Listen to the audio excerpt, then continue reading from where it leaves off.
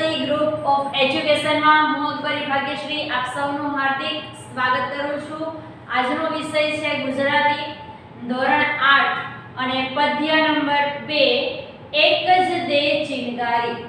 તો વિદ્યાર્થી મિત્રો આજના આપણા લેક્ચરની શરૂઆત કરીએ તો સૌથી પહેલા આજે આપણે બે પોઈન્ટને આધારે આગળ વધવાનું છે।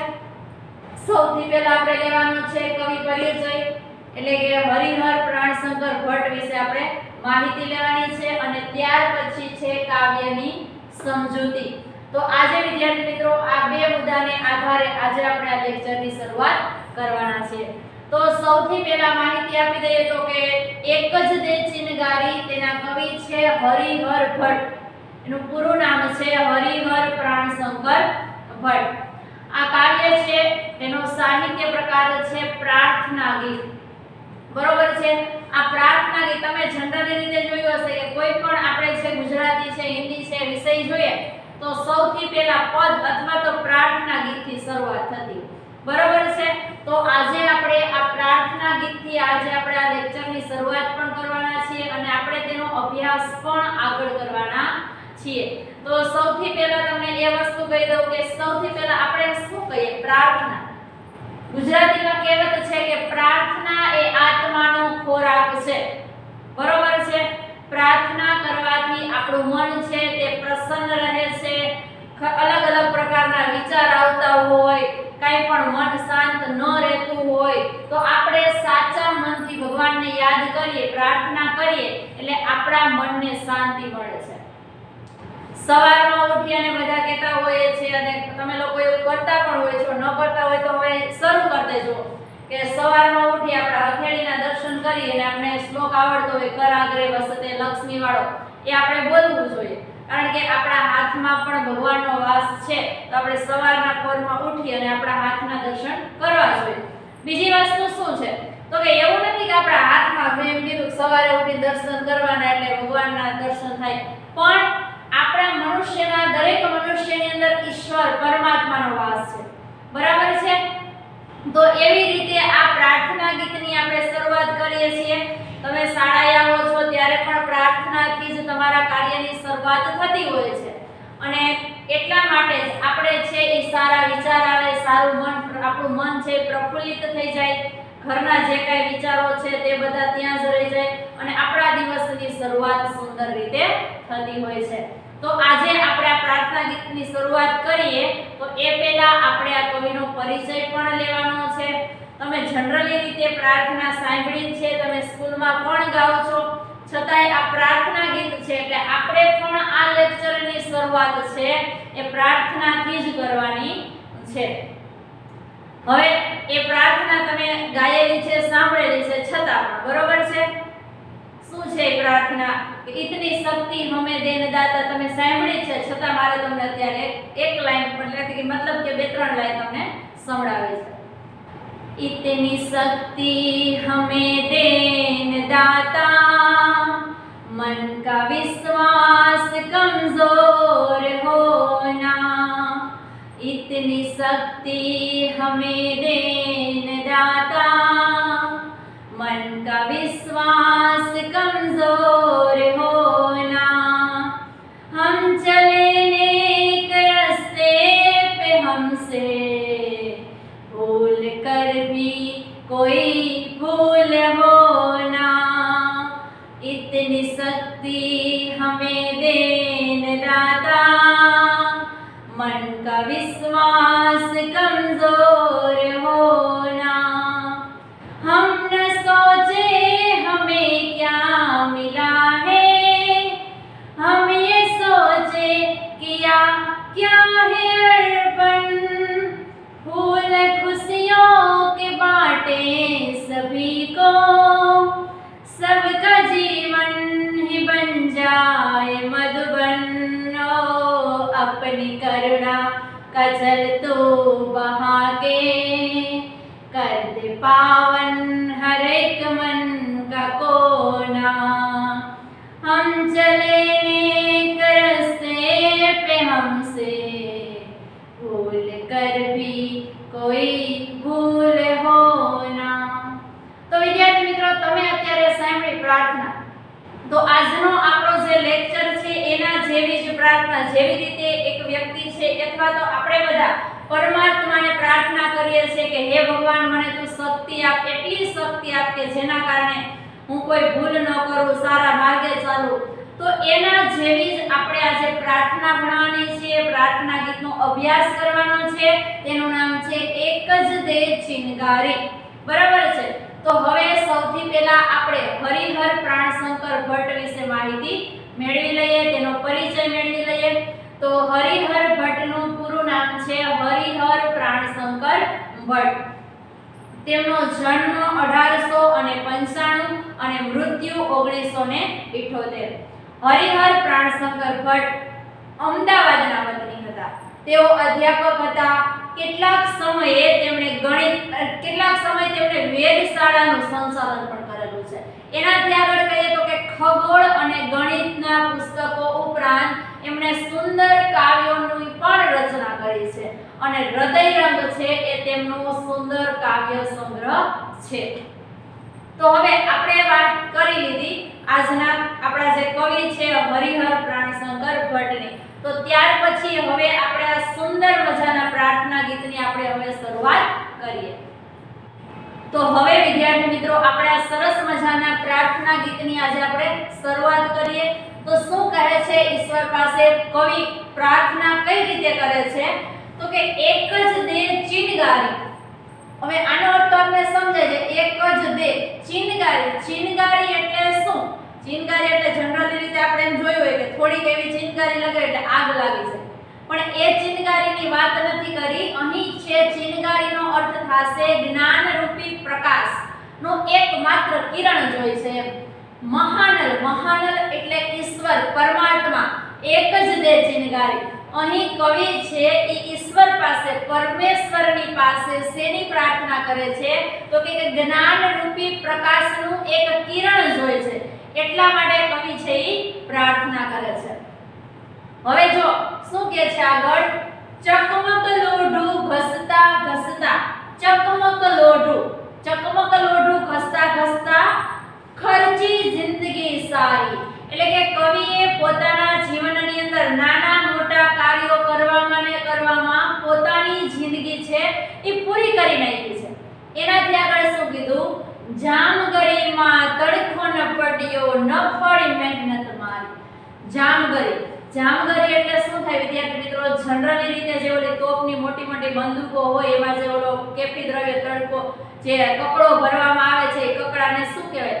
જામગરી. પણ અહીં બેટા એવો અર્થ લેવાનો છે કે જિંદગીમાં જામગરી એટલે અહીં જિંદગીમાં પ્રકાશ જ ન થયો.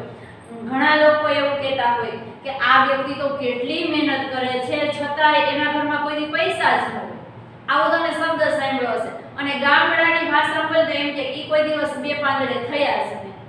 આવો પણ શબ્દ તમે સાંભળેલો છે. તો એટલા માટે કવિ એમ કહે છે કે હે ઈશ્વર, હે પરમાત્મા, મેં જીવનની અંદર નાના મોટા કાર્યો કરવામાં કેટલી બધી એટલે કે મારી જિંદગી મેં પસાર કરી નાખી, છતાં મારા જીવનમાં જ્ઞાન રૂપી જે તણખો આવવો જોઈએ, જે જ્ઞાનનું કિરણ મને મળવું જોઈએ, એ ક્યાંય અનુભૂતિ થઈ નથી. અને ત્યાર પછી કહે છે નફળી મહેનત મારી. હે ઈશ્વર, મેં બધી જગ્યાએ મહેનત કરી લીધી, મેં એટલી કોશિશ કરી, પરંતુ મને કોઈ દિવસ સફળતા જ મળી નહીં. અને પછી શું કહે છે? મહાનલ. એક જ દે ચિનગારી. મહાનલ. તો અહીં મહાનલ શબ્દ જે આપેલો છે એ ઈશ્વર પરમાત્મા માટે જ આપ્યો છે કે હે ભગવાન, હે પરમાત્મા, હું તમારી પાસે એટલું માંગુ છું કે મને એક જ્ઞાનરૂપી પ્રકાશનો તણખો આપી દે. જિંદગીની અંદર નાના મોટા કાર્યો કરવામાં મેં મારું જીવન છે એ પસાર કરી દીધું, પરંતુ મને ક્યારેય તેમાં સફળતા મળી નથી અને મારી મહેનત કોઈ દિવસ રંગ જ ન લાવી. એટલે હે ઈશ્વર, હે પરમાત્મા, તું મને એક જ્ઞાનરૂપી તણખો આપી દે, એવું હું તમારી પાસે માંગુ છું. હવે પંક્તિ આપણે ગાઈએ એટલે તમને લોકોને જનરલી આમ ગાતા હોય ને એવું સાંભળવું વધારે ગમતું હશે. મને ગમે છે એટલે તમને ગમતું હશે એવું હું માની લઉં છું. એટલે આ એક પંક્તિ આપણે ગાવી છે, આખું કાવ્ય આપણે ગાવાનું નથી. પછી તમે લોકો ગાજો હો. શું પહેલી પંક્તિની અંદર કહે છે? એક જ દે ચિનગારી મહાનલ, એક જ દે ચિનગારી, એક જ દે ચિનગારી મહાનલ એક જ દે ચિનગારી ચકમકલો ઘસતા ઘસતા ખર્ચી જિંદગી સારી ચકમકલો ઘસતા ઘસતા ખર્ચી જિંદગી સારી જામગરી માં તણખો ન ફળ્યો ન ફળ મહેનત મારી મહાનલ એક જ દે ચિનગારી મહાનલ એક જ દે ચિનગારી। તો આ પંક્તિનો સંપૂર્ણ ભાવાર્થ આપણે લેવો હોય તો કઈ રીતે બનશે કે હે પરમેશ્વર હે પરમાત્મા હું તમારી પાસે કેવળ એક જ ચિનગારી ચિનગારી એટલે મેં તમને શું કીધું કે એક જ્ઞાન રૂપી પ્રકાશનું માત્ર ને માત્ર હું એક જ કિરણ માંગુ છું। અને ત્યાર પછી કહે છે કે જિંદગીની અંદર નાના મોટા કાર્યો કરતા કરતા મેં મારી આખી જિંદગી છે ને પૂરી કરી નાખી છતાંય મારી જિંદગીમાં મને કોઈ એવો જ્ઞાનનો તણખો જ મળ્યો નહીં મારી બધી મહેનત છે નિષ્ફળ જતી રહી। હે પરમાત્મા અને જો છેલ્લી પંક્તિની અંદર પાછું એ જ કે અહીંયા આવ્યું એ જ છે મહાનલ એક જ દે ચિનગારી કે હે પરમાત્મા હું આપની પાસે જ્ઞાન રૂપી પ્રકાશનું કેવળ યાની કે માત્ર ને માત્ર હું એક જ કિરણ માંગુ છું। ત્યાર પછીની બીજી પંક્તિની અંદર કવિ કહે છે કે ચાંદો સળગ્યો સૂરજ સળગ્યો। હવે વિદ્યાર્થી મિત્રો અહીંયા તમને પ્રશ્ન થાય લે ચાંદો સૂરજ છે ચાંદો અને સૂરજ કોઈ દિવસ સળગતા હશે નહીં। અહીંયા સળગ્યો એનો અર્થ એવો થશે કે પ્રકાશિત થયો બરાબર છે કે ચાંદો ચંદ્ર છે એ પણ પ્રકાશિત થઈ ગયો છે સૂરજ સળગ્યો યાની કે સૂરજ પણ પ્રકાશિત થઈ ગયો છે। સળગી આભ અટારી એટલે કે ચાંદો પ્રકાશિત થઈ ગયો છે સૂરજ પણ પ્રકાશિત થયો છે અને આભ એટલે આકાશ અટારી એટલે શું તો કે તારા રૂપે જેમ આકાશની અંદર તારા ઉગી ગયા હોય રાતે અને એ સમય દરમિયાન સરસ મજાના આકાશમાં ચમકતા હોય તો એને શું કહેવાય કે તારા રૂપી આખી સળગી આભ અટારી એટલે કે આખા આકાશમાં પણ પ્રકાશ ફેલાઈ ગયો છે। પણ શું કહે છે ના સળગી એક સગડી મારી કે ચાંદો પ્રકાશિત થઈ ગયો છે સૂરજ પણ પ્રકાશિત થઈ ગયો આખું આકાશ છે એ પણ તારાઓ રૂપે સરસ મજાનું ઝળહળી રહ્યું છે પણ મારી સળગી નહીં શું સળગી નહીં તો કે મારી સગડી પરંતુ મારી જીવન રૂપી સગડી છે એમાં પ્રકાશ જ થયો નહીં। હવે શું કહે છે વાત વિપતની ભારી વાત એટલે વાત બરાબર વિપત એટલે મુશ્કેલી દુઃખદાયક ઘટના ભારી એટલે વધારે પડતી કે જો ચાંદો પ્રકાશિત થઈ જાય છે સૂર્ય પ્રકાશિત થઈ જાય છે આખું આકાશ સુંદર રીતે ઝળહળી ઉઠે છે પરંતુ જે મારી સગડી છે મારી જે જીવનરૂપી સગડી છે એમાં કોઈ પણ જાતનો પ્રકાશ થતો નથી। એટલે કે છે કે વાત વિપતની ભારી કે જેના કારણે મને એમ થાય છે કે આ તો મારા માટે તો બહુ જ દુઃખદાયક ઘટના બની ગઈ કહેવાય એટલા માટે કે છે મહાનલ એક જ દે ચિનગારી કે હું આપની પાસે જ્ઞાન રૂપી પ્રકાશનું કેવળ શું માંગુ છું એક જ ચિનગારી એક જ જ્ઞાન રૂપી પ્રકાશનું હું કિરણ માંગુ છું।